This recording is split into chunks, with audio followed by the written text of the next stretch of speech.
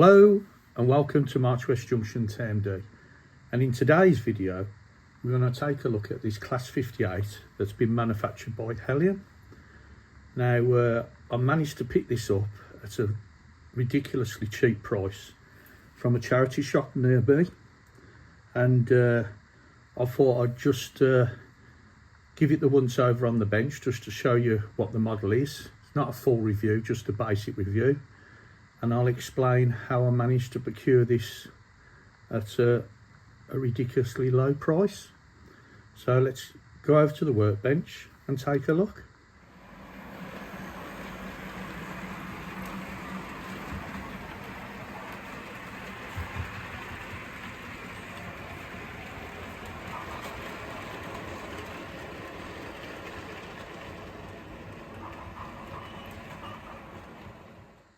Okay, we're over at the workbench. First of all, just quickly, this is the box it comes in. So it's one of their later boxes, which is the solid type box, and its number is on the end there.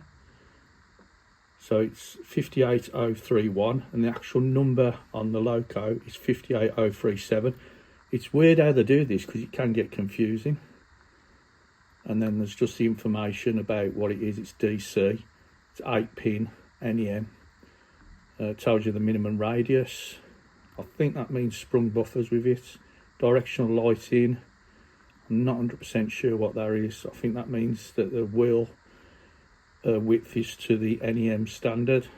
So that's the top of the box. Then when you open the box you get these instructions. I'll just quickly show you the instructions. So this is about the prototype. Let's move my thumb down a bit. And if you want to pause this at any time so you can read the history, try and get all the history in. And then some information from Heljan, or Heljan, whatever you want to pronounce it. Tells you about running in and things like that. And if you have any problems, where to get in touch with Heljan UK. There's a drawing of the actual model. Then on the opposite side, it's got your parts list. So that's broke down there with the number. Shows you about the detailing parts. Now it comes pre-fitted with all these parts, which people moan about. But to be honest, they're so simple to pull out. They're easier to pull out than to put in, if you get what I mean.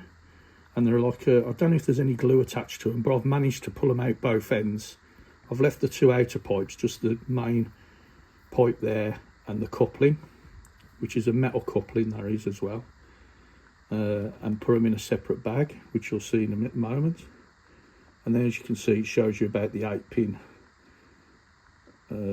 sockets for your decoder. Now it doesn't come with a speaker fitted.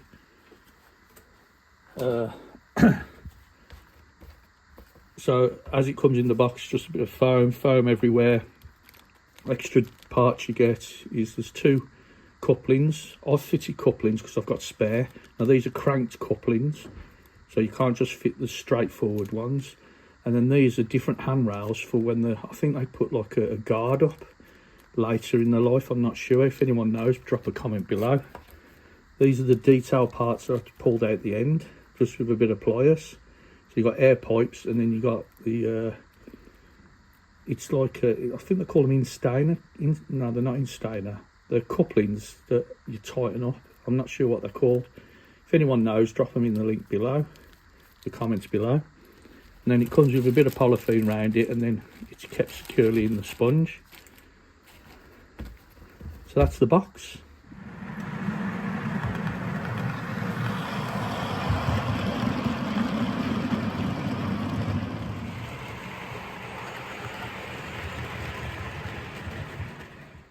Okay, so we'll take a look at the loco, and starting off with the roof. As you can see, the roof, the livery is nicely applied. You got the exhaust with its silencer there, picked out in silver, and then you've got some fans below, some nice etched grills. Not much else to say about the roof, but it is quite tidy. nice looking. The ends are captured really well. It's got directional lighting, sprung buffers. As I say, I've pulled those fittings out so we can have the couplings running. On the side, as you can see, there's some nice handrails. Now you take that one out to fit them ones I showed you. This is showing this filled in as well, which I think was a modification later on. I don't think they originally come with that panelling. Again, if anyone knows, please drop a comment below. It's very basic bogie detail, and the wheels are quite nice low profile. There's a step there at the front as well, they're both sides. There's some representation of air reservoirs or whatever these are. I don't know if these are battery boxes or fuel tanks. Again, drop a comment below. The body just unclips to take off, by the way. There's a representation of some pipe work that's pre-moulded. But the livery application's beautiful. It's really nice. And then this end, as you can see, it's got some dummy pipe work at the end at the top here for multiple workings, some flashes for the overhead warning. So you can just get that in focus.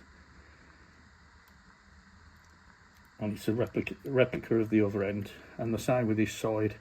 This is moulded, it's not see-through, but overall it's a really nice model. Its running is really good, nice and smooth, straight out the box. I don't know if it's been running, because like I say, this was a second-hand model from my local charity shop, and I was just passing and I could see the box on the shelf through the window as I was passing. So I popped in to have a chat and asked how much it was, and it was marked up at £30. Absolutely a ridiculous price. And I said to him, you do realise that seems really, really cheap. Is it a runner? And they turned around and said, we've got no way of testing it, hence why it's £30. So I explained to them that if you get a 9-volt battery and pop it on the wheels, you can see if it runs. And fair play to them, they says, well, we're not really interested, it's all for charity, so we're happy to sell it for £30. So I says, okay, fine, I'll have it off you, even if it's a non-runner, which it's not, it is a runner. And I put a donation in their charity box as well, so I didn't just have it for £30. I think I put £15 in the charity box, so it's 45 quid it's cost me. But, you know, it's for a good cause, it's like cancer research, so I just thought I'd give them a bit extra. Now, they were telling me that a guy come in over the weekend and purchased all the trains that they had, because what it was someone had donated them, and they're all the trains they donated were Hornby. But this one was... obviously Heljan, and they'd never heard of it. They thought it was a Continental brand or something like that. And this young chap bought all of them at a ridiculously low price. They didn't disclose what the price was, but they says it was on par with being cheap and sold as seen and not running locos. But they were all mint in the box, similar to this one.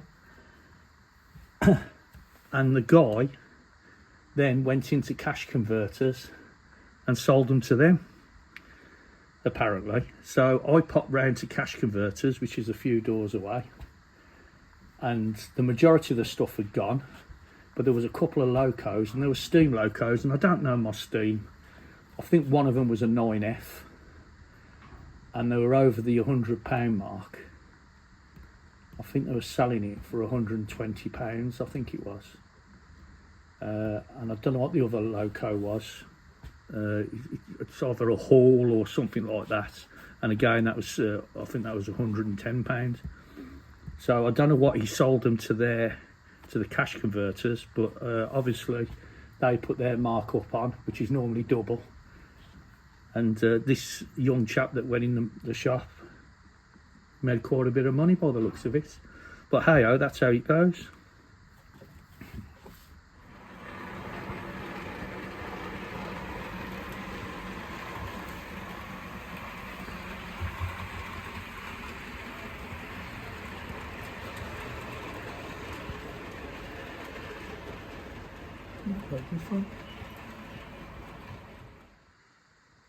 Okay, so this is the loco on the layout, and as you can see from some of the running shots, it runs really well. And like I said, I don't know if it's been running properly or not, but I've given it a good run just to make sure.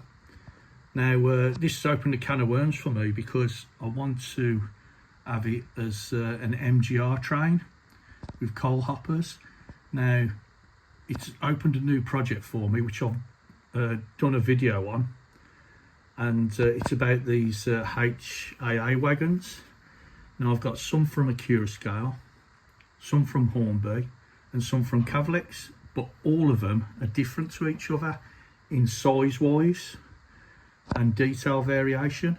Now I want to make a nice rate that can run really well, because I've only got set track layout, as you know, so I want to make sure they can run on the set track in both second radius and third radius, and have no derailments. So that's another video that will be on the differences between these MGR wagons. But going back to the loco, like I say, it's a really nice loco, bargain price. Like I say, check out your charity shops, because you never know, you might find a bargain in there, and it's always good to support your local charities. So that brings me to the end of this video. I hope you've enjoyed it. If you have, please give it a thumbs up and share with your friends and colleagues if you think they'd enjoy it. Like I say, it isn't a full review of the loco, it's just showing you what bargain I've managed to procure. Like, I haven't gone through the handrails on the front, there's separately fitted windscreen wipers and things like that, open window there and things like that. It ain't a review, because this has been out a while, this loco, but I just wanted to explain about charity shops and what you can pick up.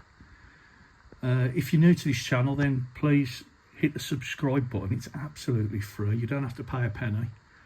And if you hit the bell icon and select notify all, you'll get notified when I release my next video, either on March West Junction or on my other layout, which is down the line from March West Junction, which is Trecune Valley Railway, which is a narrow gauge and a double O. So thanks very much for stopping by. Enjoy your modelling, and I'll see you again soon. Bye for now.